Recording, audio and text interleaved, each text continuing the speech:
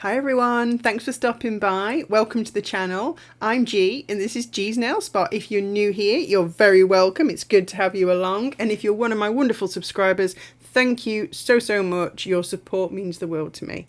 So this video is a very quick and easy tutorial for a little Halloweeny set because that's pretty much what I'm going to be doing now forever. No, but for a little while anyway. So all the nail shapes you see will be short stiletto because I'm going to wear all of them. Oh yeah. So we're starting off with some lovely pigments. So messy pigments, but here's a lovely orange one called Insane, and then black, which is called Midnight, both from Chameleon Pigments, and I would highly recommend them. Go and have a look, they've got some amazing glitters as well. And I'm using this matte top coat by Modelones. It's not my favourite matte top coat, that's why I'm using it for this, because I'm only using it as a base coat for the pigments to stick to.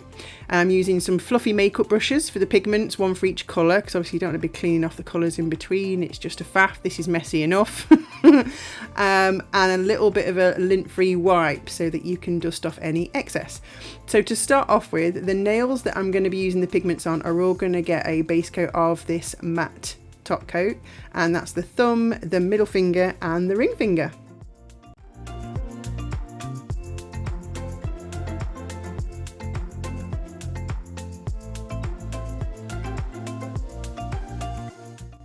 Okay, so let the pigment mess begin. So on this thumbnail, it's going to be all orange. So I'm just going to use the orange pigment on here, and I've got some on my brush out of the jar, and then I've just dabbed off the excess because you do end up picking loads up even whether you mean to or not. So it's worth dabbing a bit off on a lint-free wipe like that, and then just dabbing it onto the nail, and you'll see that that matte top coat just means it sticks so nicely. I've found that it's much better doing it on a matte top coat than on a shiny one. So that's the thumbnail. Then the middle finger, I'm just doing the same thing, but I'm only putting it on the bottom half. So the free edge down to about halfway. And then on the ring finger, same thing, but the other way around. So I'm going to do it on the cuticle end of the nail this time, down to about halfway. Now I'm actually not doing too bad here. You can see all the pigment going all over my gloves because, like I say, it's messy, but for once I've not managed to get it all over my desk. It's great. I'm quite impressed with myself.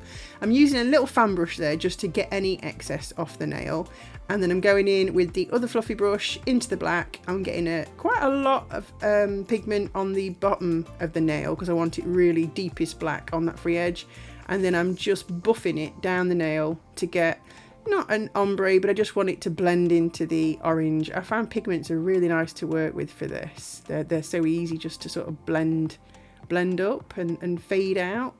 So you can get a nice, I mean, I don't want a total fade because this is black and orange. You're never going to be able to blend them perfectly, but it's a nice kind of transition, I guess. But like I say, loading up the brush on the cuticle area for this one because that's where I want it the darkest, and then just buffing down, not putting any more pigment on the brush, just using what's left on the brush to buff it down into the orange part.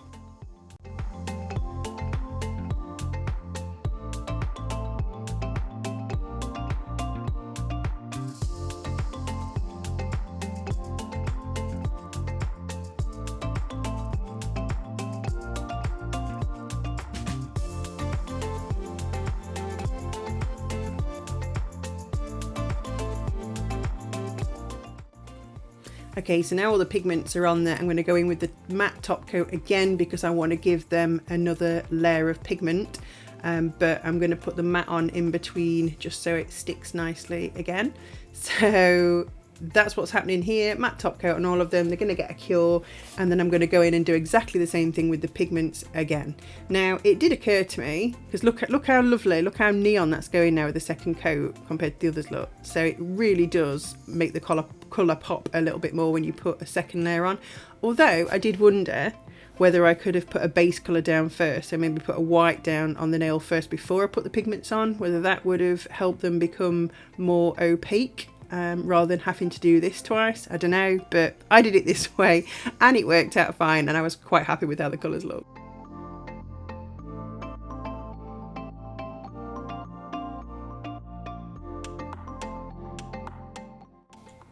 Okay, so that's it for the pigments. They've all had 2 coats. I'm not going to seal them in, they're fine. I've given them a dust off with the fan brush, they'll be fine. So now onto some stamping. You know I love my stamping. So clear jelly stamping plate today. This is a fabulous plate. I bought this last year in the sales, and this is Halloween H24 clear jelly stamper.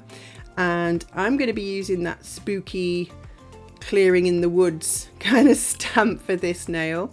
And I'm going to be using my trusty Moyu London scraper and stamper. And I'm going to be using the Clear Jelly Stamping Polish 001, which is the black. You know these are my favourites. If you've watched any of my other videos, you know I love stamping, and you know these are my favourite products. But obviously, recently I did have some Sheen stuff, but that's in another video if you want to go and check out the Sheen stamping plates that I got and used. But anyway, the usual rules apply here. You make sure your tools are all to hand, put your polish on, do the scrapey scrapey, do the stampy stampy, and pop it on your nail. Like so, voila. There you go. I love this effect. How cool is this?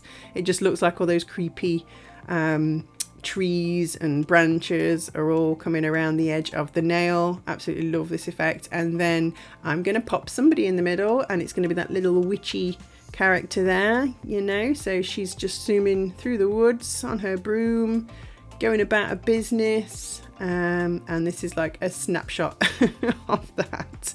But anyway, I'm just going to do the exact same thing and pop our little witchy character in the middle here. There she is. She looks at home in there, doesn't she? I love how this turned out. This was quite random, but turned out really well. I love it. Anyway, so it's a little bit bright neon at the minute all over. So I'm just using what black pigment is left on the brush. I've not added any more pigment to it because I don't want it to be black, but I'm just going around the edge of the nail to give it a spooky, gloomy, shadowy look. So like I say, just with the bit of pigment that's left in that brush, because there's always some left in the brush, you can't get it all out, you never can, unless you washed it properly, obviously with brush cleaner. But I'm just using it, as you can see, it's just making those edges go a little bit dark, a little bit gloomy. So the only bright spot is where our little witchy friend is. Look at that. That's turned out really well. That was kind of a last minute thought as well, but I love the effect that gives. Okay, so that's the thumbnail done. So let's move on to the middle finger. So I'm using a different stamping plate. It's a Beauty Big Bang, and it's the XL027. It's another Halloween plate, part of a set that I got last year again. I don't know if they're still available, but I think I got them on Amazon. And I'm using a very similar pattern. It's another creepy tree bark thorny type pattern, and I'm doing exactly the same process, but I'm just kind of stamping on that bottom half. So I'm only doing the stamp where the orange is, basically. So it looks like you can see all the creepy forest coming through that orange again. So part of the forest where our little witch is riding through. So I just thought it really popped. I'm not doing the black pigment shadow on this because I wanted the orange to stay as bright as possible, so those black branches stood out really well like that, as you can see. Oh, great effect.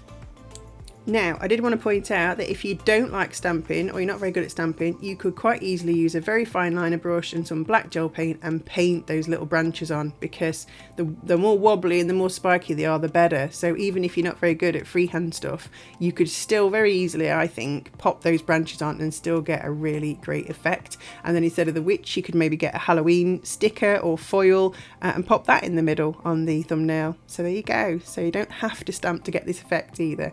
So you can see I've just used the Serious Black from Urban Graffiti and given the, which one was it? The index finger and the pinky 2 coats of black. I didn't show both coats, but they both had 2 coats of black. And then I've got this little case of silver metal stars and moons. There's a couple of other shapes in there, but they're mainly stars and moons. And I'm just using my Macart rhinestone gel glue, and I'm popping like a zigzag pattern on the top of the nail because I'm going to put some of these little silver moon and stars on here, but not in a line. They're going to go down the nail, but in a kind of zigzag staggered pattern, I guess. Because I feel like a few moons and stars would be appropriate, because I'm pretty sure that's what our little witch will be using as her sat nav on her ride out in the night on the broom, because you know that's what I do. Don't we all use the moon and stars to, you know, guide us through the night on our brooms? No, just me? Anyway. As you can see, I'm popping a solid silver, well, not solid silver, gosh, they'd be really expensive through a solid silver, but a silver moon and a hollow star there, so you can see it's an outline of a star, and then a more solid star underneath. So there's a moon and 2 stars, 2 different types of stars on there. that I'm just faffing about with as usual, because I want them to be, like I say, staggered. I don't want them in a line, I want them kind of staggered. So I'm just doing a bit of faffing, and then when I'm happy where they are, I will pop them in the lamp to cure.